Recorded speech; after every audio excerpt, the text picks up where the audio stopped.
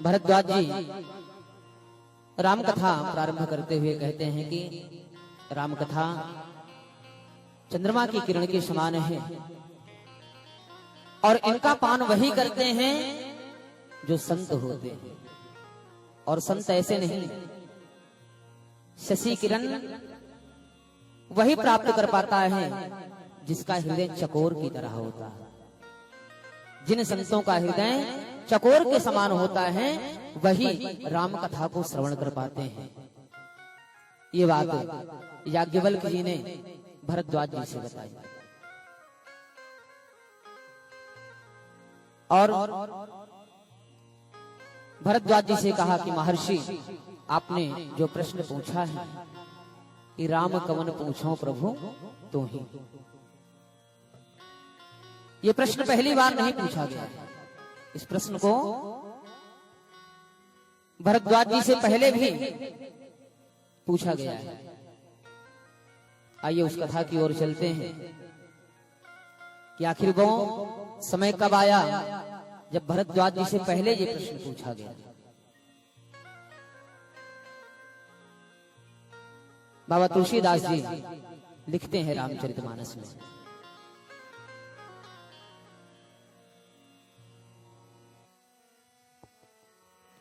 एक बार त्रेता जुग माही, एक बार त्रेता जुग माही, एक बार त्रेता जुग माही, एक बार त्रेता जुग माही। शंभु गए कुंभज ऋष माही, शंभु गए कुंभज ऋष माही, शंभु गए कुंभज ऋष माही, शंभु गए कुंभज ऋष माही। एक बार त्रेता जुग माही, एक बार त्रेता जुग माही, एक बार त्रेता जुग माही, एक बार त्रेता जुग माही। एक बार की बात त्रेता युग की बात है। उस समय त्रेता युग चल रहा था और भगवान शंकर अगस्त्य ऋषि के पास दक्षिण भारत की तरफ जाते हैं। क्यों? कथा सुनने की इच्छा हुई उनकी। जबकि स्वयं रचनाकार हैं, रामचरितमानस को सर्वप्रथम भगवान शिव ने लिखा, लेकिन सुनने की इच्छा जागृत हुई तो संत की तरफ गति करते हैं, जाते हैं, दक्षिण भारत की तरफ जाते हैं। और कौन साथ में है? साथ में है संग सती जग जननी भवानी, माता सती जो जगत जननी है, भवानी है। तमाम तरह की संज्ञाएं उपमाएं दी हैं बाबा तुलसीदास जी ने। साथ ही साथ यहाँ पर भगवान शिव ने कथा श्रवण की विधि भी बताई कि कथा श्रवण कैसे जाना चाहिए। श्रवण करने के लिए किस प्रकार हमको कथा में जाना चाहिए।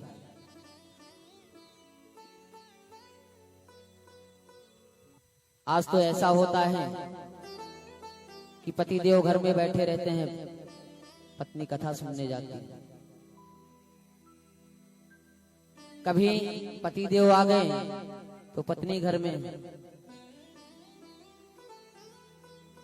वास्तव में जिम्मेदारियां भी होती हैं, लेकिन भगवान शंकर ने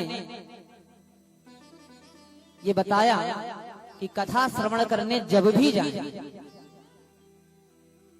तो धर्म पत्नी को साथ लेकर के जाना चाहिए।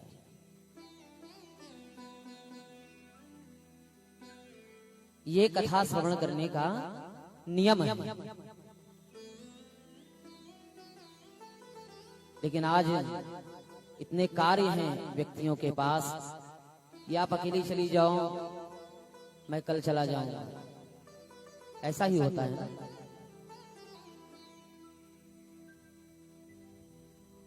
लेकिन कथा श्रवण करने पति और पत्नी दोनों को आना चाहिए। ये सूत्र भगवान शंकर ने बहुत पहले ही प्रदान कर दिया हम सबको। केवल पति या केवल पत्नी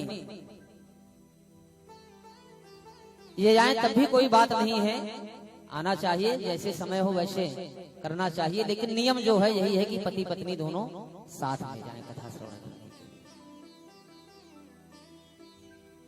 संग सती जग जननी भवानी, संग सती जग जननी भवानी।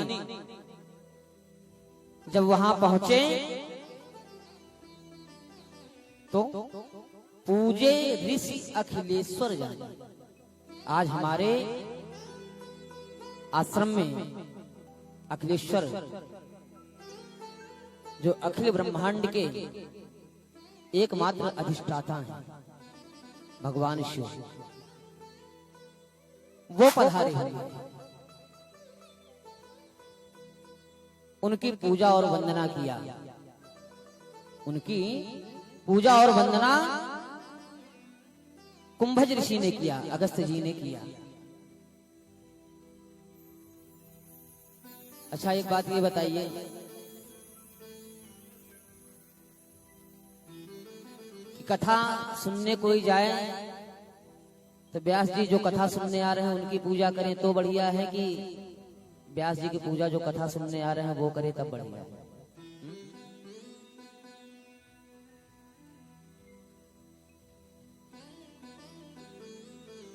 भगवान शंकर का पूजन किया अखिलेश्वर जाने करके। यहाँ पर उल्टा हो रहा है। नियम यही है कि व्यास का पूजन जो कथा श्रवण करने आते हैं, या व्यास पीठ का पूजन जो कथा श्रवण करने आते हैं वो करते। लेकिन यहाँ पर कुंभज ऋषि ने ईश्वर तत्व को की पूजा की। और जब सती ने ये देखा कि कैसा वक्ता है, ये तो पहले ही पैर छू रहा, अब क्या कथा सुनाएगा, पूर्वाग्रह बन गया उनके मन में कथा के।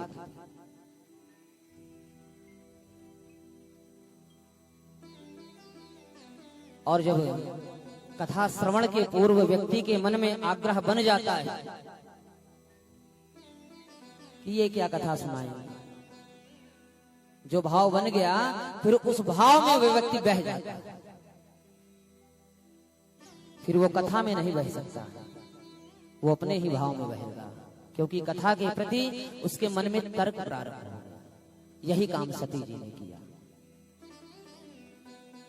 जब पूजा करते हुए देखा तो उनके मन में विचार आया कि जब ये पहले से ही पैर छू रहा है तो पूजा क्या सुनाएगा, कथा क्या सुनाएगा।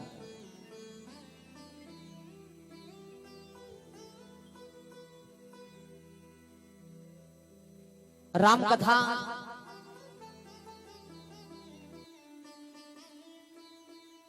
कुंभज ऋषि सुनाते हैं भगवान शिव को।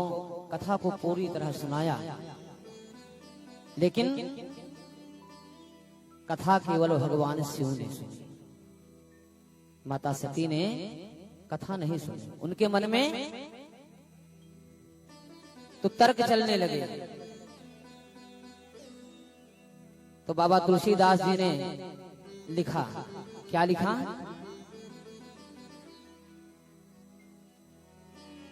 राम कथा मुनिवर बखानी, राम कथा मुनिवर बखानी, ओ राम कथा मुनिवर बखानी, राम कथा मुनिवर बखानी, राम कथा मुनिवर बखानी, राम कथा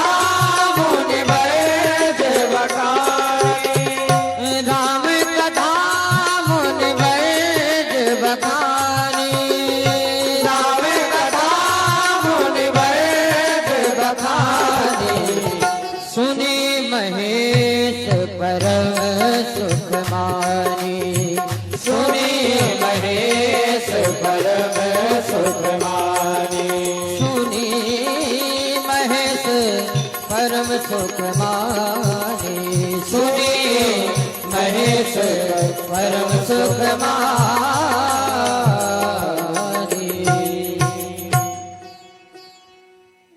राम कथा जब मुनि ने सुनाया तो सुनी महेश, यहां से सती जी का नाम गायब कर दिया। क्यों गायब कर दिया? क्योंकि तर्क कर रही थी। सुनी महेश परम सुख माना, परम सुख को प्राप्त किया भगवान शिव ने, और भवानी ने कथा नहीं सुनी। कथा समाप्ति पर भगवान शिव ने यथोचित जो अर्पण करना था व्यास को अर्पण किया, क्योंकि कथा श्रवण के बाद कथा की कुछ न कुछ तो दक्षिणा देनी ही पड़ती है। ये भी भगवान शिव ने बताया। जब भगवान शिव दक्षिणा देने लगते हैं तो अगस्त्य ऋषि ने कहा, प्रभु मुझे आपसे कुछ नहीं चाहिए,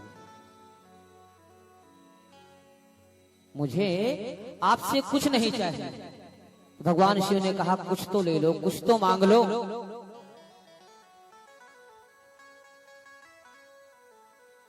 तब अगस्त्य जी ने मांगा नहीं, उनसे मांगा नहीं बल्कि पूछा। क्या पूछा? ऋषि पूछी हरि भगत सुहाई, ऋषि पूछी हरि भगत सुहाई, ऋषि पूछी हरि भगत सुहाई, ऋषि पूछी हरि भगत सुहाई, ऋषि पूछी हरि भगत सुहाई, ऋषि पूछी हरि भगत सुहाई, ऋषि पूछी हरि भगत सुहाई, ऋषि पूछी हरि भगत सुहाई। कहिए शंभु अधिकारी पाई, कहिए शंभु अधिकारी पाई, कहिए शंभु अधिकारी पाई।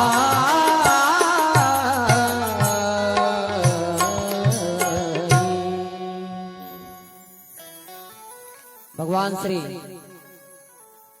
भोलेनाथ से